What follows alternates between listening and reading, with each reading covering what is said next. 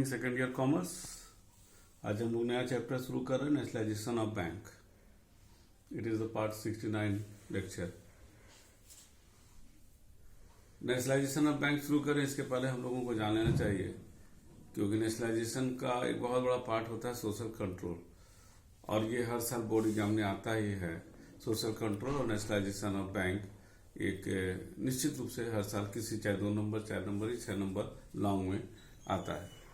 तो before starting the nationalisation of bank it is essential first to know the social control.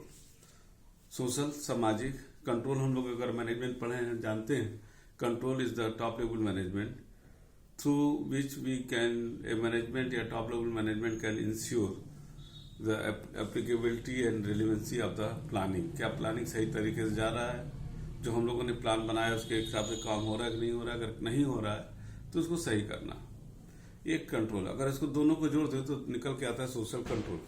यहाँ पर हमारे money banking में social control का क्या महत्व है इसको हमको समझ लेना चाहिए। हमारा इकोनॉमी मिक्स्ड इकोनॉमी है, और मिक्स्ड इकोनॉमी होने के कारण जब हम लोगों का मिक्स्ड इकोनॉमी अडॉप्ट किया गया था हमारे यहाँ इंडिया में, हमारे उसमें तो स्टार्टिंग में सोशलिस्ट पैटर्न का जो ज्यादा जोर था, जिसमें माने हम लोग डोमिनेटिंग रूल जो है 1991 तक सोशलिस्ट पैटर्न का ज्यादा था। इसके तहत पब्लिक सेक्टर को ज्यादा इंपॉर्टेंस दिया गया, और प्राइवेट सेक्टर में उस समय जो बैंकें थे सारे प्राइवेट सेक्टर में थे, और ये मांग हो रहा था कि साहब प्राइवेट सेक्टर के bank at that time was not performing very well according to the need of the economy, and at that time so many leaders were demanding that all the banks should be under the control of the government, but government was not interested in doing this type of action. Rather adopting the क्या कहते हैं to regulate the क्या कहते हैं या nationalize the private bank. At that time the government, which was headed by the Indira Gandhi, and in his cabinet the Deputy Prime Minister and Finance Minister Simuraji Desai adopted a policy that is the social control.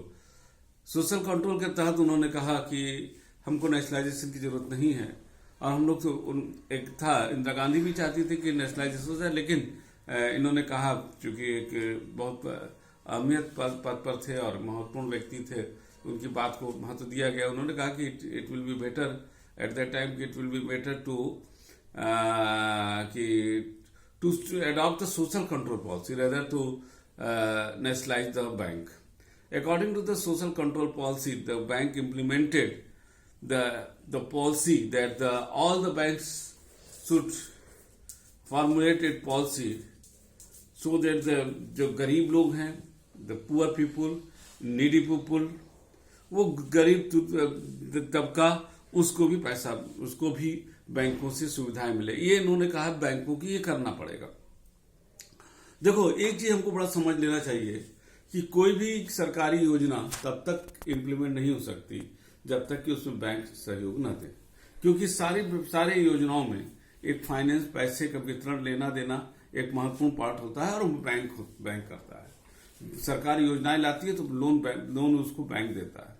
अगर bank उसको सही तरीके से implement नहीं करेगा तो कोई भी योजना वो सही तरीके से चल ही नहीं पाएगी।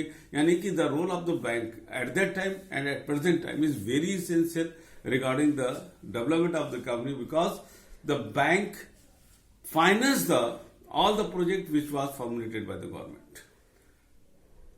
अब अगर कोऑर्डिनेशन ही नहीं होगा बैंक से उसको फॉलो ही नहीं करेंगे, क्योंकि एक चीज है जो गवर्नमेंट योजनाएं लाती है उसका मोटिव प्रॉफिट मोटिव नहीं होता है, उसका मोटिव होता है सोशल मोटिव। ठीक है ना, उसका सोशल मोटिव होता है। और जब प्राइवेट बैंक रहेंगे तो निश्चित रूप से उनका प्रॉफिट मोटिव रहेगा, सोशल मोटिव नहीं रहेगा। जबकि गवर्नमेंट सारे योजनाओं को लाती है वो सोशल मोटिव के लिए, ताकि लोगों के इक्विटेबिलिटी, इक्वल डिस्ट्रीब्यूशन ऑफ इनकम, जो सोशल जस्टिस और जो भी है गरीब तबके के लोगों की तमाम योजनाएं, और उससे ये पैसा वहां जाता है, और ये पैसा जो जाता है वो जाता है, आता नहीं, आने की संभावना कम रहती है, तो बैंकों की माली हालत खराब हो सकती थी। तो बैंक वेयर नॉट कोऑपरेटिंग। जबकि सोशल कंट्रोल के तहत गवर्नमेंट का ये था कि हम बैंकों के थ्रू बिना नेशनलाइजेशन के बैंकों को जोड़ देंगे कि वो इन गरीब तबके पिछड़े वर्गों को लिए पिछड़े क्षेत्रों के लिए ज्यादा से ज्यादा फाइनेंस करे। ठीक है ना, हम लोग नेशनलाइज नहीं करेंगे लेकिन बैंक को करना पड़ेगा। That was the aim of the social control. लेकिन हुआ क्या, मोरारजी देसाई की सोच सही थी कि उन्होंने कहा कि बिना, जैसे कहे ना कि हंटर चलाए हम कंट्रोल कर ले जाएंगे, शायद वो एडॉप्ट नहीं हो पाया और जिसका परिणाम हुआ कि सोशल कंट्रोल नहीं सफल हो पाया। तो पहले हम लोग समझ ले what is the social control according to book. The social control on bank was introduced by the banking law amendment act 1968। The basic objective of social control policy is to ensure in immediate future तत्काल रूप में and equitable and purposeful distribution of credit, जो loan है उसका सही तरीके से उसका वितरण हो विद इन द रिसोर्सेज, जो भी अवेलेबल रिसोर्सेज है, keeping in view the relative priority of the developmental need, और जो भी हमारे उस समय इस ध्यान को रखें कि जो भी हमारी विकास की जरूरतें हैं उसको करते हुए। लेकिन ऐसा हुआ नहीं। ऐसा ना होने के पीछे कारण था कि all the banks were under the private sector and when the private sector were operating the bank, their motive was just to earn the profit, not to consider any social aspect। क्योंकि social aspect consider करोगे तो profit नहीं होगा, पैसा भी जो गरीब लोगों को जाता था वहां से जो है उनका एनपीए बढ़ जाता था, रिटर्न नहीं होता था, जिसके वजह से ये चीजें ये लोग कोऑपरेट नहीं कर रहे थे और उसका परिणाम हो रहा था कि जो हमारी 5 वर्षीय योजना 5 ईयर प्लान थे वो कहीं ना कहीं असफल होते जा रहे हैं और जिसका परिणाम हुआ कि गवर्नमेंट को उस समय that was headed by the Mrs Indira Gandhi first time 14 बैंकों को मिसेस इंदिरा गांधी ने 1969 में 14 बैंकों को नेशनलाइज कर दिया।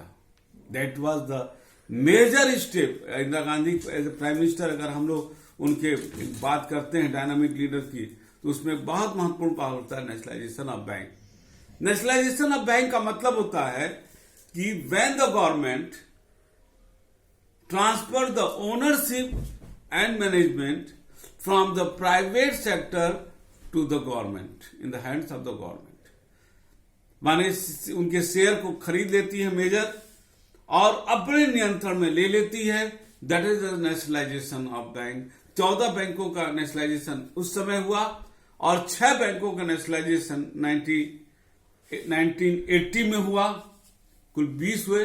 बाद में धीरे धीरे अब तो खैर 12 नेशनलाइज बैंक हैं, तमाम मर्ज किए 2-3 सालों के अंदर, और उस समय 20 के बाद बैंक ऑफ इंडिया मर्ज हो गई उस किसी बैंक उसमें 19 हुए। 19 के बाद इस समय टोटल जो मर्जर चला है 2-3 बैंकों का एक बैंक में इस समय 12 नेशनलाइज बैंक हैं। तो नेशनलाइज बैंक का मतलब आपको समझ में आ गया कि when the ownership and management transfer from the private entrepreneur to in the hands of the government. When the government took over the ownership and management from private into its hand, now the government is free to operate, to regulate its policy on the basis of the social justice, equitable distribution of the resources, credit to the needy people according to the developmental need of that time. That was the nationalization. हाँ, निश्चित रूप से oppose भी हुआ और इसका जो है एक तमाम चीजें हुई। अगर ऑब्जेक्टिव की बात किया जाए, हम लोग बात करते हैं ऑब्जेक्टिव की, क्या क्या था। उसमें पहला है to removal the control of businessman और इंडस्ट्रीज का। जो बैंकों के जरिए जो पैसा तो पब्लिक का रहता था और वो क्रेडिट अपने हिसाब से करने लगते थे, क्रेडिट डिस्ट्रीब्यूशन, बिजनेसमैन का और इंडस्ट्रीज का नियंत्रण खत्म किया गया। प्रोविजन फॉर एडुकेट क्रेडिट हैदर्डको माने अभी तक जो निग्लेक्टेड एग्रीकल्चर और small scale industry export trade थे, जो हमारे प्रायोरिटी सेक्टर में थे, जो अभी तक निग्लेक्टेड थे, उसके लिए अच्छा पैसा दिया जा सके। तीसरा था encouragement to new classes of entrepreneur, जो बड़े ही बिजनेसमैन, जो बैंक से बड़े बिजनेसमैन को था, जरूरत ये था कि अब एक नया फसल का इंटरप्रेन्योर आए, नए लोगों में से इंटरप्रेन्योर आए, तब तो आएगा एक हमारे यहाँ प्रॉपर बैलेंसिंग इंडस्ट्रियलाइजेशन होगा। एक इसका उद्देश्य था कि नए इंटरप्रेन्योर हमारे इकोनॉमी में आए। चौथा था giving professional bank to bank management by replacement of self. जब नेशनलाइज हुआ तो जो बैंक के बोर्ड ऑफ डायरेक्टर में जो प्राइवेट बिजनेसमैन बैठता था, जो मैनेजमेंट या इकोनॉमिक्स या बैंकिंग प्रिंसिपल का जानकार नहीं था, अब वहां पर जो है एक्सपर्ट बैठेगा जब गवर्नमेंट का वो हो जाएगा। ठीक है। Provision for the adequate trained staff, reasonable term service to bank staff as to make them real servant of the public. जब नेशनलाइज हुआ बैंक, तो जो बैंक एक तरह से सरकारी कर्मचारी की तरह वहां अपॉइंटमेंट हुआ, स्पेशलाइज अच्छे लोगों को लाया गया एक ठीक ठाक एग्जाम दे करके, और उसमें जो है ताकि उनको ये आभास, उनके में एक भावना रहे कि हम पब्लिक के कर्मचारी हैं, पब्लिक की तरफ से काम करना, पब्लिक के लिए काम करना। छठा है carrying the banking authority to unbank और अंडर बैंक एरिया। अभी तक जो उस समय जिस समय नेशनलाइज हुआ, जो अनबैंक एरिया था, जहां कोई बैंक नहीं थे या कम लेस बैंक थे, वहां पर फाइनेंस करना, जबकि वो प्राइवेट बैंक नहीं कर रहे थे। सातवां to minimise regional imbalances. Regional imbalances माने कहीं पर अगर विकास हो रहा है वहीं पर बैंक पैसा दे रहे हैं, और जहां विकास नहीं हो रहा वहां पैसा ही नहीं दे रहे। तो जो रीजनल इम्बैलेंसेस हो रहा था, जिसकी वजह से डेवलपमेंटल भी इम्बैलेंस हो रहा था, उसको करना, ठीक करना। To calculate the banking among the masses. लोगों में बैंक की आदत पैदा करना, उनमें सेविंग की डालना, ये सब सारी आदत करना, ये सारी चीजें थी। जब 1980 में, जब ये तो था 1969 में जब बैंकों को नेशनलाइज किया गया तब का था, और 1980 में जब नेशनलाइज किया गया तो कहा गया कि बैंकों के संदर्भ में जो उसका मैनिफेस्टो आया, to use their size resources coverage organisation to control the commanding height of the economy. जो ये 6 बैंकों का उस समय हुआ, तो जो गवर्नमेंट ने कहा कि उनका जो साइज रिसोर्सेज है उसको जो है हम अपने में करना चाहते हैं ताकि हम उसका प्रॉपर उपयोग कर सकें। सेकेंड है to meet the progressively and serve better developmental bank need, और विकास के लिए हम जो उचित काम है उसको कर सकें। तीसरा to promote welfare of people conformability with the policy of the state. Government की जो पॉलिसी है उसके तहत हम बैंकों से काम करवा सके, और साथ ही साथ चूंकि मिसेज इंदिरा गांधी ने 20 सूत्री कार्यक्रम शुरू किया था, 20 सूत्री कार्यक्रम सही तरीके से चल सके, इसलिए 6 बैंकों का राष्ट्रीयकरण उस समय 1980 में किया गया था। यह जरूर था कि 1969 एक बैंकों का राष्ट्रीयकरण, nationalisation of bank was the need of the economy, but 1980 में जो 6 बैंकों का नेशनलाइजेशन हुआ वो एक तरह से कहा जाए कि कहीं ना कहीं कंट्रोवर्शियल में आ गया था कि मिसेज इंदिरा गांधी, ये पॉलिटिकल विषय होगा, इस पर हम डिस्कस नहीं करेंगे, लेकिन जो आर्गुमेंट आया 1980 का, ये मिसेज इंदिरा गांधी का, उन्होंने कहा कि ये गलत डिसीजन है, वो पूरे इकोनॉमी को, पूरे सिस्टम को अपने कंट्रोल में लेना चाहती, इसलिए किया गया। ये पॉलिटिकल है, लेकिन इसका हम लोग डिस्कशन यहां पर नहीं करेंगे क्योंकि हम लोग यहां इकोनॉमी की बात करने आए हैं।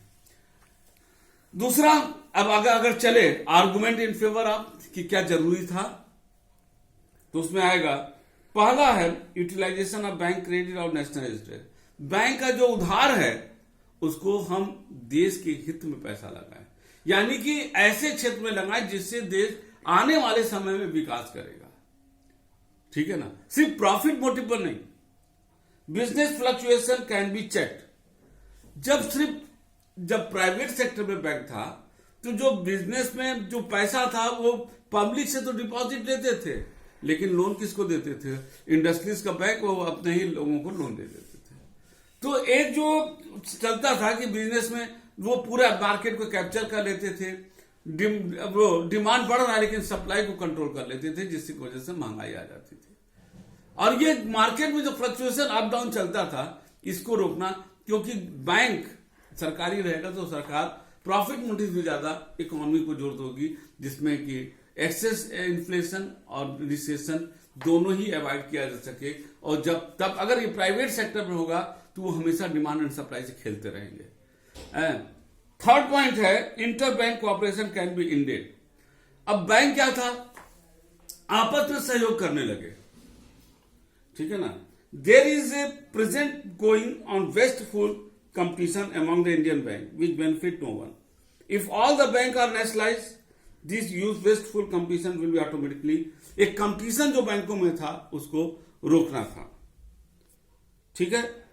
Utilisation of bank profit, bank की प्रॉफिट इंडस्ट्रीज को जाए, इससे अच्छा है कि हम राष्ट्रीय हित में लगाएं, ठीक है। डिविडेंड बढ़ना चाहिए, लेकिन डिविडेंड भी कितना, शेयर होल्डर को सब डिविडेंड देंगे। अब वो अगर डिविडेंड का कुछ भाग, ठीक है, शेयर होल्डर को डिविडेंड दे, लेकिन हमको राष्ट्रीय हित में उस प्रॉफिट को लगाना था। Developmental of the specialised bank, इसको भी जोर देना था। जब ये तब तक नहीं होगा जब तक बैंक नेशनलाइज नहीं होगा। इंप्रूवमेंट ऑफ द एफिशिएंसी, चूंकि सरकारी जब प्राइवेट सेक्टर में थे स्टाफ भी वही था, जब पब्लिक सेक्टर में आया तो ट्रेंड स्टाफ, इफिशियंट स्टाफ की अपॉइंटमेंट हुआ और जिसकी वजह से उनका काम बेहतर हुआ।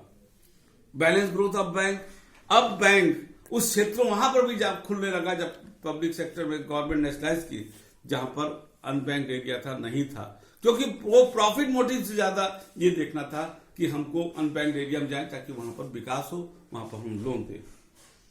कर्व ऑन करप्शन, करप्शन को रोकना, ठीक है ना। अब वो अपने ही लोगों को लोन देते थे, जिसको पसंद करते थे, कोई उनकी पॉलिसी नहीं थी लोन किसको देना है। कहते नहीं है, कहावत है, show me the face I will show the rule. When the system will operate on this system, निश्चित nepotism and corruption will operate. Abolition of the foreign bank, foreign bank, अब वहां पर जो है प्राइवेट बैंक आए थे, foreign bank भी उसमें थे, वो सब अपने हित में कर रहे थे। हमको ये देखना था अपना बैंक डेवलप करे, न कि फॉरेन बैंक। जो 10वां है economic growth of the country, देश का विकास करना, ये तो बहुत उसका है। Reserve bank of India, state bank of India, तमाम चीजें। कैपिटल फॉर्मेशन, देश में जब डिपॉजिट होगा, सेविंग होगा, इन्वेस्टमेंट होगा, कैपिटल फॉर्म होगा, लोगों को लोन दिया जाएगा, इंडस्ट्रीज आएगा, बिजनेस आएगा, ये सारी चीजें आएगा। That is the capital formation, ठीक है। हमारे ख्याल से इतना आप समझ में आएगा। नेक्स्ट क्लास में हम लोगों ने इस क्लास में क्या क्या डिस्कस किया, what is the social control, What is the nationalization of bank और argument in favor of the nationalization bank। अगले लेक्चर में हम अगेंस्ट की बात करेंगे कि क्या उचित था, ठीक है ना, और उसके परिणाम क्या हुए। इस सब चीजों की हम लोग अगले क्लास में बात करेंगे। इतना पढ़िएगा, समझिएगा, और तब तक ले good day and good bye.